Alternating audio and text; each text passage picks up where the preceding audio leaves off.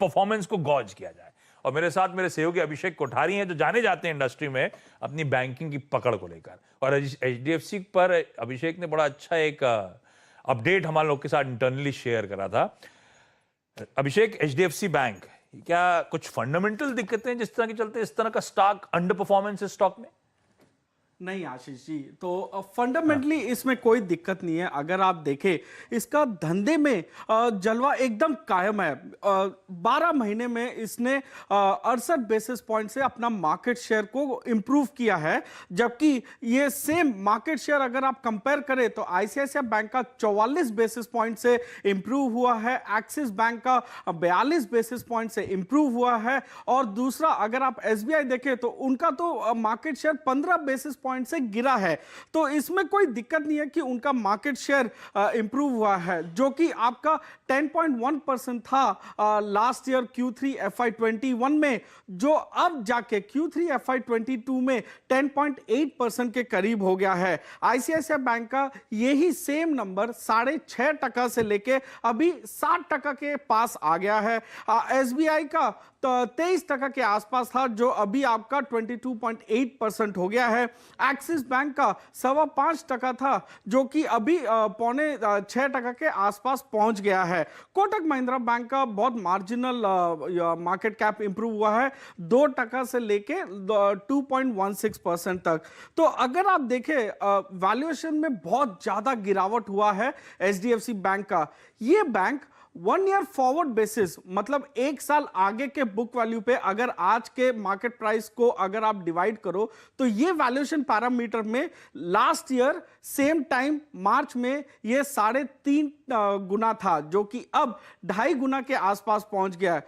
दूसरी तरफ ICICI bank का 2.6 टाइम्स था, जो जाके अब 2.3 टाइम हो गया है।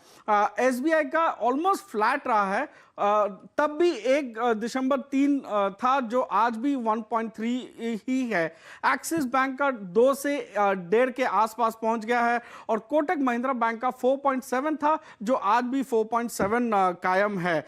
अगर आप देखो तो इनका असेट क्वालिटी, जो कि सबसे बड़ा पिक्चर होता है जब आप एक बैंक को देखते हो कि उनका एनपीए, नॉन परफॉर्मिंग एसेट, या जो लोन जिनसे उनको ब्याज नहीं आ रहा है वो कहां जा रहा है, तो ये एचडीएफसी बैंक का तो आपका साल भर में इंप्रूव हुआ है।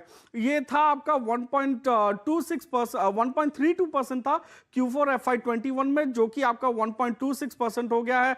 और ये 1.25% ग्रॉस एनपीए रेशियो पूरे इंडस्ट्री में वन ऑफ द लोएस्ट है, जबकि आप लार्ज बैंक्स में कंपेयर करो तो, क्योंकि आईसीआईसीआई बैंक का 4.13% है, आपका एसबीआई का 4.5% है, एक्सिस का 3.2% है, और कोटक महिंद्रा बैंक का 2.7% है। तो बाकी लार्ज बैंक्स का अगर आप ग्रॉस एनपीए देखो तो वो 2.7 से लेके 4.5% तक है, लेकिन एचडीएफसी बैंक का सिर्फ 1.25% है। तो इसमें क्या दिक्कतें आ रही है जिसके कारण आपका वैल्यूएशन गिरा है, या इन्वेस्टर्स का कंफर्ट लेवल एचडीएफसी बैंक से आईसीआईसीआई बैंक की तरफ शिफ्ट हो गया है?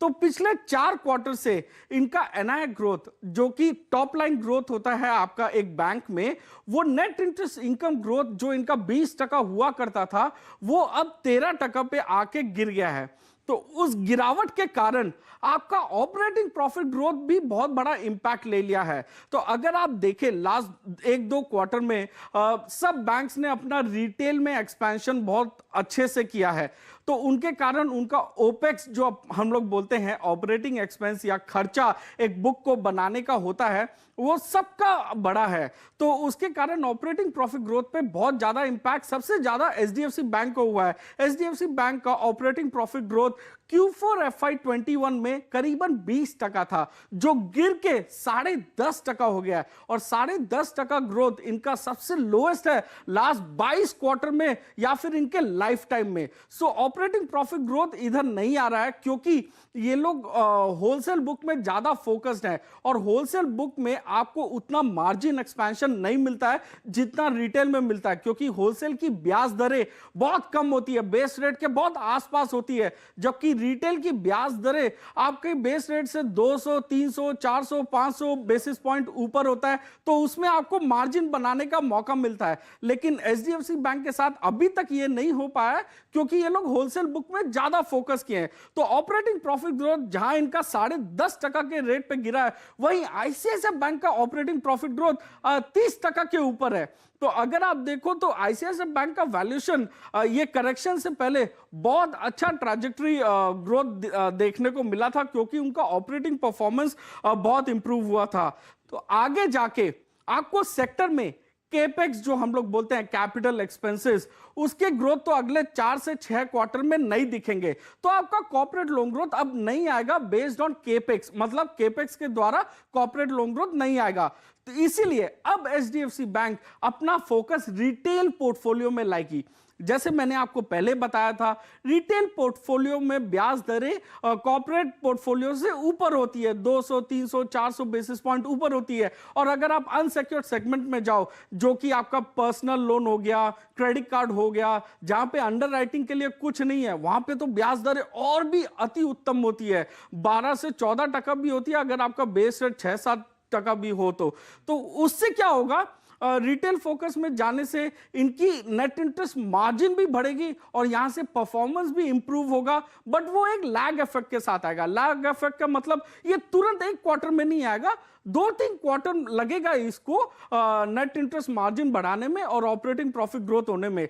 तो क्योंकि वैल्यूएशन इतनी सस्ती हो गई है, अब ये फोकस देखने को मिलेगा इन्वेस्टर्स का कि एचडीएफसी बैंक अगर ग्रोथ करने लग गई तो क्या इन्वेस्टर्स इधर वापस आएंगे। बहुत ही बढ़िया एनालिसिस, पूरा एक नो योर कंपनी कर डाला। सारी डिटेल